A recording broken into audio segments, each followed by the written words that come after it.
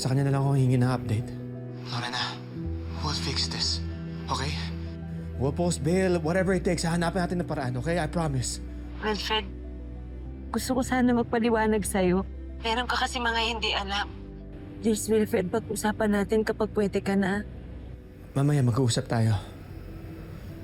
Lorena, I want you to know, wala nang atrasan to. Wala akong ibang paniniwalaan kung hindi ikaw. I know you didn't kill Joy. That's impossible. You're not that kind of person. And you're not that Carolina Astor. Pero Wilfred, ako si Carolina Astor. Pero yun lang yung totoo sa lahat ng mga kasinungalingan na paratang nila sa akin. Love, hintayin mo ako. Papaliwanag ako sa'yo. Marami ako mga tinatago pero inosente ako. Sige, pero paano na? Uy, may nagsiselfone ba dyan? Kailangan ko na umalis. Hintay kita. Puntahan mo ako, ha. Mag-uusap tayong dalawa.